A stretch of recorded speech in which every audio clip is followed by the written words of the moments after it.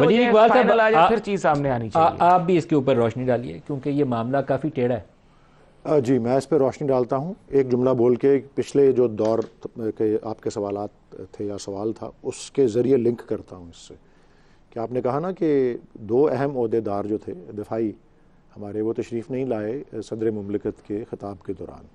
تو میں نے آپ کو ایک وجہ جو ایک بیان کی وہ اور میں دو وجوہات دینا چاہ رہا ہوں. ایک وجہ یہ تو ظاہر ہوتا ہے کہ آئین کے تحت جو سٹرکچر بنا ہوا ہے اس میں اپنے سپریم کمانڈر کی اہمیت کیا ہے اس سے پتہ لگ جاتا ہے. جتنی مرضی ایمرجنسی یا جتنا مرضی آپس میں سر جوڑ کے بیٹھ کے کوئی چیز کرنی ہو, جس طرح جنرل صاحب یا غلام مصطفیٰ صاحب نے کہا ہے, سپریم کمانڈر از دا سپریم کمانڈر آئین کے مطابق.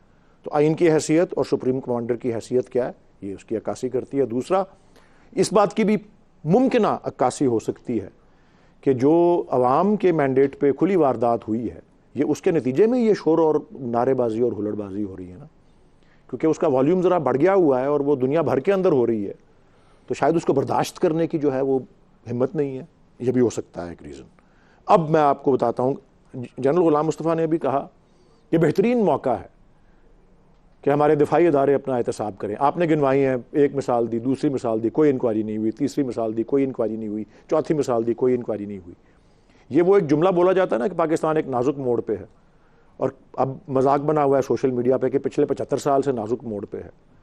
تو یہ بھی جملہ میں سمجھتا ہوں جو جنرل صاحب نے استعمال کیا کہ جی یہ بہترین موقع ہے کہ ہمارا ایک مخصوص ادارہ اپنے کوئی خود احتسابی کرے یا احتساب کرے.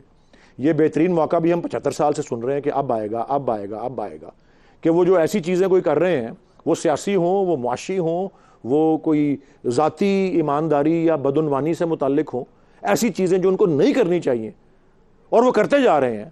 تو یہ بہترین موقع 75 سال سے نہیں تو میرے خیال 70 یا 68 یا 65 سال سے تو چل ہی رہا ہے کہ بہترین موقع ہے کہ اس وقت وہ تائب ہو جائیں, اس وقت وہ اپنا جاب ڈسکرپشن کے اندر آ جائیں, اس وقت وہ اپنے آئینی کردار تک محدود رہ لیں.